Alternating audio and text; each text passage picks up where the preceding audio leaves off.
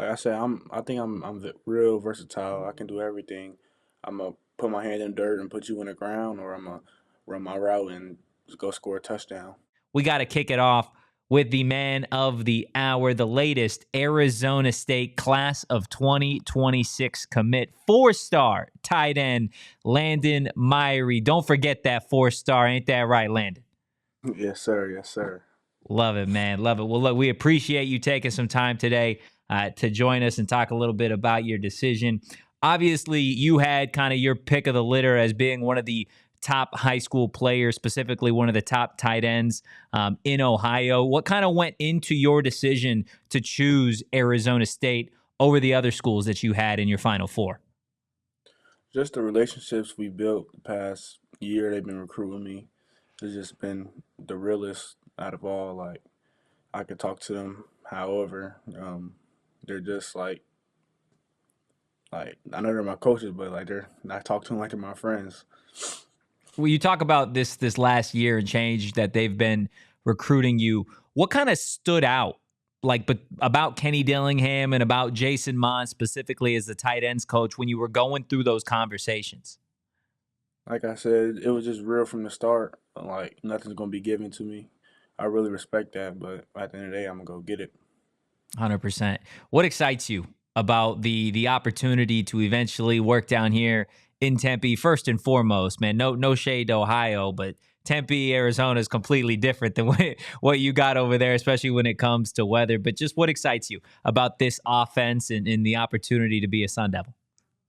And that was gonna be the first thing I said. I'm just glad to get out of this weather and come down to some real football weather. But the offense, like I mean, it's great for me.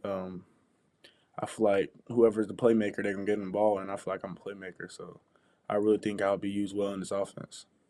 Did you watch the Sun Devils last year? And if you did, like, was there a specific game or a specific moment for you where you were watching or you were hearing things and you were like, damn, like, I could definitely see myself in the maroon and gold?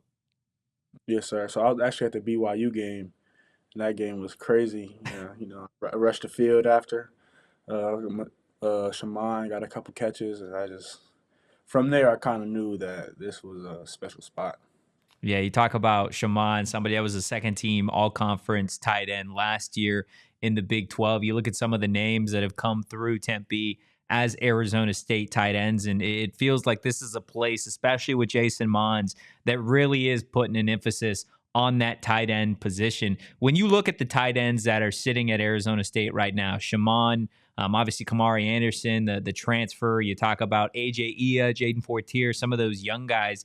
What do you think those guys are capable of in that tight end room this year? I mean, I think all the tight ends they're capable of certain things, but I feel like my skill set is just gonna put everything together. I feel my pass game ability and my blocking is just it all mesh perfectly. I believe. What do you pride yourself in when it comes to your on the field work, whether that be your run blocking, your ability to catch the football? Like what for you is like, okay, this is my gold standard here. I mean, I pride myself in everything, but I feel like the best part of my game is when I have the ball in my hands. 100%, man. 100%. Look, there are a lot of different ways that Marcus Arroyo, the OC here at Arizona State, likes to utilize his tight ends. For folks at home that don't necessarily have a bunch of familiarity with your specific tape, just what do you think shines about your game? And maybe is there somebody that you model your game after? Like I said, I think I'm real versatile. I can do everything. I'm gonna put my hand in dirt and put you in the ground, or I'm gonna run my route and just go score a touchdown. But Well, look, we know ASU fans love their touchdowns, man. yes, sir. But if I had a player, I'd probably say Elijah Arroyo, tight end from Miami. What about his game interests you or intrigues you? I mean, I just feel like we got the same build. Like we do a lot of the same things. That pretty much. When you look at the quarterback position at Arizona State, obviously you want to have that relationship with your head coach. You want to have the relationship with your tight ends coach. But obviously, as a tight end, the quarterback position is key for you. Did kind of seeing what Arizona State's path at the quarterback spot, not just this year, but maybe for years to come, like did it ever influence your decision?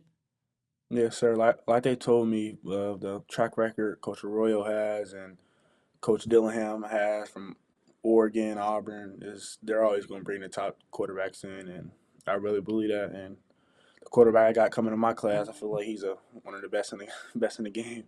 100%, man. I know ASU fans are definitely looking forward to getting both of you guys on campus. Look, I heard a little story about you in your visit to Arizona State. It was a little bit of a unique experience. Can you go ahead and give us the backstory on what went on to your visit to ASU? Yeah, so I was actually headed to Oregon. Like I've never even like being from Ohio, you don't really hear about Arizona State. So I was just in Oregon. I was on my way to Oregon. I had a layover in a Mesa. It was about 25 minutes, I believe, from Tempe. Had a 4 hour layover. We didn't have a rental car or nothing. We were just gonna stay at the airport.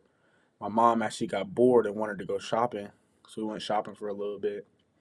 And then I don't know why, but I was just on Google Maps, just looking around Arizona, and I see Arizona State. And I was like, "Huh, I kind of want to go to check out them." So I hit up my recruiting services that I had at the time, Doghouse Recruiting. He ended up hitting up one of the coaches, and it just went off from there. And what was that visit like when you actually got on campus? Because I imagine it wasn't the longest visit in the world. So, Hmm. what did you get to see? What were the conversations you were able to have? So it was just like a 30-minute visit. I had to get back to the airport with it being like 30 minutes away, and just they turned my tape on, and it was like they said it was a no brainer. And for you, man, I mean, there must have been some impression for you to only have to Oh, spend 30 minutes, and you're like, man, okay, I could see it. I mean, I just felt the culture. Like I going to Oregon after you be like Oregon be comparing Oregon and Arizona State like for most people would be a no brainer, but like just the culture they Arizona State had, I feel like it kind of blew Oregon out the water. No shade to them, but I feel like that's the best fit. When you talk about the culture, I want to hit on that for a second because it's something obviously that Kenny Dillingham has really tried to instill here at Arizona State. You saw it last year with the team that they had, but you bringing up Oregon, and I know you had a number of big time schools throw offers your way, specifically in your Final Four, right? So, like, if you could dig in a little deeper to that actual culture, like, what was it that stood out versus some of those other schools? I mean, every school says the team's like a family, but when you go on the visit and see how the players in the locker room get along, like you can really like tell that it's family. It's not too many places that you could say that about, and I feel like all the players get together get along great. Like I was hanging out with Joshua Atkins, Skrilla, when he's a offensive lineman, and I'm a tight end. I was just hanging out with him. Man, I haven't honestly, like, when it comes to those visits, right? I know a lot of these coaches love to do like, oh, you're a tight end recruit, we're gonna put you with the tight end. So, but you were just chilling and vibing with the starting left tackle for Arizona Yeah, State. just that easy. Went to his house, chilled with him, just hanging. Love it, man. What do your parents Oh, think that you're headed out this way, a little bit of a ways from home? I mean, just my mom. That's been her dream state to live in since she was a little kid. So like that also had some weight to it, and they're gonna love it. They're actually gonna move out there with me. So they're gonna move out there in June. I come in January. So So you will be here then for spring ball, graduating a little bit early then, so that way you can get onto the field for spring ball. yes, sir. Yes, sir. Got you, man. Well, look, if we'll let you get out of here on this. There's a lot of ASU fans, like I've said a number of times already, that are really excited for this class of 2026, right? You got a really good quarterback in Jake Fett coming in, along with just a loaded class as well. Carde Mack, the list goes on and on. What would your message to Sun Devil Nation be ahead of your arrival in January to Arizona State? Because I know we got a bunch of ASU fans in the chat that are really excited to even have you on the show today. I'm just gonna come in, put my head down and work, and we're gonna bring us a natty to Tempe. I love it, man. I know they do too. Now, where can everybody at home maybe shoot you a follow on Insta or Twitter or what? Just on Instagram, Landen Miree. That's it. Twitter, Landen Miree 9. Awesome. Well, Landon, 4-star tight end commit for the Arizona State Sun Devils in the class of 2026. Landon Miree, not Miree. Get it right, everybody. Landon, we appreciate you taking the time today. Open invite to the studios when you touch down in Arizona. Yes, sir. Thank you.